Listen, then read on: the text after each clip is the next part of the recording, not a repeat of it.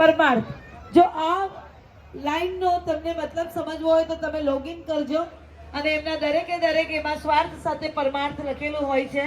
અને વાત એમ છે કે એમની વિશેષતા એક એ પણ છે કે ડીડી ગ્રુપનું કોઈ પણ પ્રોજેક્ટ હોય એ પ્રોજેક્ટના બિલ્ડિંગના નામની આગળ શું લખેલું હોય છે? ઓમ. ઓમ એક શાશ્વત છે, જે છે, રહેશે અને હંમેશા રહેશે, નિરંતર. કારણ કે ઓમ એક ઈશ્વરનું પ્રતીક પણ છે ને ઈશ્વર છે. અહીંયાથી ડીડી ગ્રુપ માટે જો મારે વધારે વાત નથી કરવી, કારણ કે તમારા સૌના હૈયા અને હોઠે વસેલું છે. અને આપણે સૌએ આજે આટલી બહોળી સંખ્યામાં જે અત્યારે બધા હાજર છો ને, આ ડીડી ગ્રુપ પાસેના બ્લાઇન્ડલી ટ્રસ્ટનું એક સુપરથી ઉપર જ્વલંત ઉદાહરણ છે. જોરદાર તાળીઓ થઈ જાય એમના માટે. ડીડી ગ્રુપની વિશે વાત કરીએ તો 1985 થી એઝ અ કોન્ટ્રાક્ટર 2000 સુધી અને 2000 થી મુંબઈના બહારના પરામાં 2010 સુધી કામ એમણે કર્યા છે. એના પછી એના વચમાં લઈ લો 1985 એટલે લગભગ એમ કે છે કે 1983 માં હાફિઝ કોન્ટ્રાક્ટરનો એઝ એ કોન્ટ્રાક્ટર તરીકે વરલીમાં આજે પણ બિલ્ડિંગ ઊભી છે, એ અમે કોન્ટ્રાક્ટર તરીકે ત્યાં એ બિલ્ડિંગ બનાવી છે. જેમ કહેવાય કે ચાયવાળો પ્રધાનમંત્રી બને, અનુભવની વાત છે. આજે કદાચ તમે અમારી પૂછો તો આમ એવું ના કે 4 પેઢી સાહુકાર છે.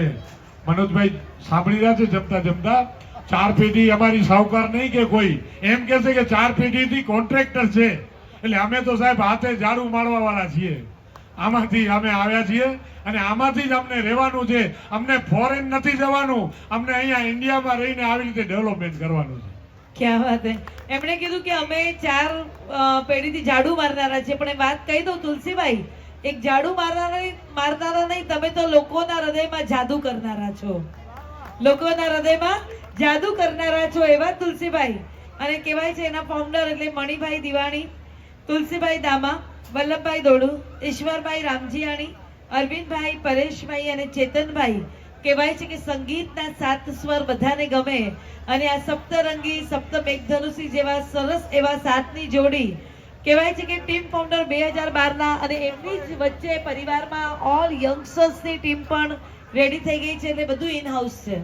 સિવિલ એન્જિનિયર કો, આર્કિટેક્ટ કો કે એડવોકેટ કો, સીએ કો, એમબીએ કો, કોઈ સલાહકાર કો કે કોઈ પણ જાતનો કોન્ટ્રાક્ટર કો કે ડેવલપર્સ કો, બધું ઇન હાઉસ છે, બધું અંદર છે. મેં પહેલા જ કીધું લોગો માટે થઈને કે ચોરસના 4 ખૂણા એકબીજા સાથે જોડાયેલા છે.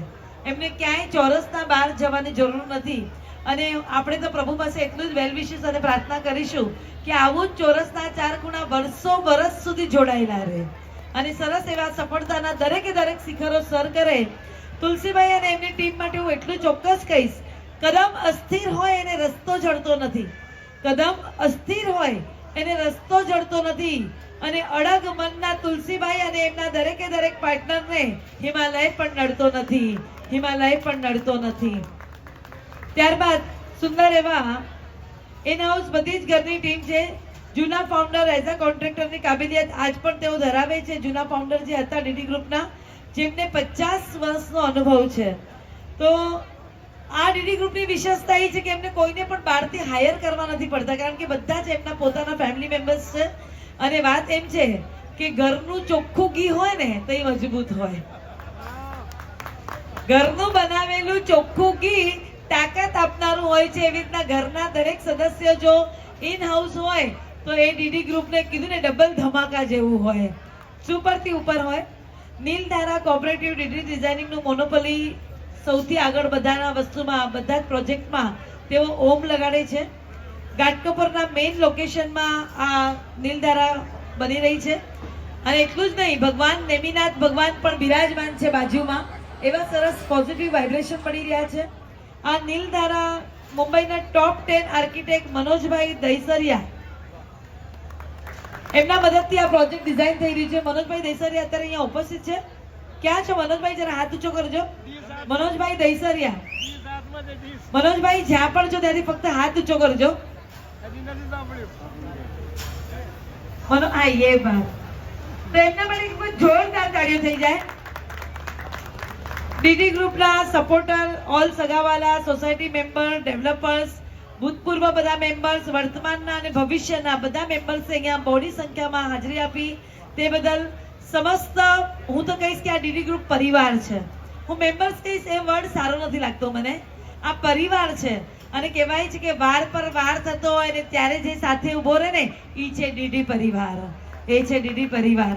તો ડીડી પરિવાર એટલું જ નહીં, અમારા તુલસીભાઈના સન મયુરભાઈ દામા જે આર્કિટેક્ટ છે, મણિભાઈના સન પ્રતિકભાઈ દિવાણી MBA છે, વલ્લભભાઈના સન ઋષભભાઈ સિવિલ એન્જિનિયર છે અને અરવિંદભાઈના સન દર્શિલભાઈ રામજીયાણી તેઓ સિવિલ એન્જિનિયર છે. બરાબર છે. અને આ સરસ મજાનું જે વાત એમ છે કે આમાં જે પટેલ પરિવાર છે, જો પટેલ પરિવાર વિશે મારે વાત કરવી હોય ને તો જોવા છે ને કે 56ની છાતી માટે નરેન્દ્ર મોદી વખણાય. હા, 56ની છાતી માટે નરેન્દ્ર મોદી વખણાય. અને જો મુંબઈમાં કે મુંબઈની બહાર કોઈ પણ ડેવલપર્સ કોન્ટ્રાક્ટ કરવાનું હોય કે કોઈ પણ બિલ્ડર્સ રીડેવલપ થવાનું હોય કે ન્યૂ કન્સ્ટ્રક્શન હોય તેમાં 90 થી 95% પટેલ પરિવાર જ હોય છે. એમના માટે એક વખત જોરદાર તાળીઓ હોય છે. તમને જોવે તો તમે એનો એક્સપિરિયન્સ કરી લેજો. ખરેખર અહીંયાથી આજે જે ડીડી ગ્રુપે સરસ મજાનું સવારના પણ સરસ એવી પૂજા કરી અને આ સોસાયટીના એક મેમ્બર્સે અતુલભાઈ ઠક્કરે કીધું કે જેઓ પોતે હાજર હતા અને દરેકે દરેક પરિવારની હાજરીમાં 9 થી રાતના 10 વાગ્યા સુધી પણ બધું કામ થાય છે. ખરેખર જો આજના કળિયુગમાં બ્લાઇન્ડલી ટ્રસ્ટ આપણે કોઈના પર મૂકવું હોય ને તો one and only group DD. અને આ ડીડી ગ્રુપ પર તમે બ્લાઇન્ડલી ટ્રસ્ટ કરજો. પછી બાજુવાળી જોશના હોય એટલે આઈ મીન બિલ્ડિંગ હોય એ વાત કે કોઈ પણ જાતના ક્યાં પણ આજુબાજુ ટાગોરનગર, વિક્રોલી, ઘાટકોપર, ઈસ્ટ વેસ્ટ, કારણ કે જો ભાનુશાલી સમાજ એક ખરેખર જે આગવી સફળતાને પાર પાડ્યું છે અને આગવી સફળતાને પામ્યા છે એના માટે બાપા ઉધવરામ દાદાના કહીએ કે કોઈ પ્રભુના, ઈશ્વરના એ આશીર્વાદ હોય, વડીલોના આશીર્વાદ હોય, આપ સર્વેની દુઆ હોય ને ત્યારે જ સરસ આવું કાર્ય થયું હોય. અત્યાર સુધી આપ સૌને સુર, તાલ અને સંગમથી, શબ્દના સંગમથી સરસ એવી સંગીતમય શમણામય સાંજ શબ્દોના સથવારે તમે સૌ આનંદ માણી રહ્યા હતા એવા ટીમ હિનાબેન ઠક્કર. આપના ઘરે કોઈ પણ મ્યુઝિકલ પ્રોગ્રામ હોય આપ ચોક્કસ હિનાબેનનો સંપર્ક સાધજો. એમના વિઝિટિંગ કાર્ડ જોઈતા હોય તો આપણે સ્ટેજ પાસેથી મેળવી લેવા માટે વિનંતી. હિનાબેન અને એમની ટીમ પર બ્લાઇન્ડલી ટ્રસ્ટ કરવા માટે thank you so much DD group again once again. Mayurbhai, Tulsibhai and all staff DD ગ્રુપના. મને લાગે છે તુલસીભાઈનું નામ લીધું એટલે બધા જ એમાં આવી ગયા. કારણ કે કહેવાય ને રાજામાં હોય તો, પ્રાણીઓના રાજામાં હોય તો સિંહ, ફૂલોમાં હોય તો ગુલાબ અને છોડમાં હોય તો તુલસી છોડ. હર રોગ કી એક ही દવા ઓનલી તુલસી. પછી ઈશ્વર હોય, વલ્લભ હોય, મણિ હોય, ચેતન હોય, અરવિંદ હોય કે પરેશ હોય, બધાની એક જ દવા છે તુલસી.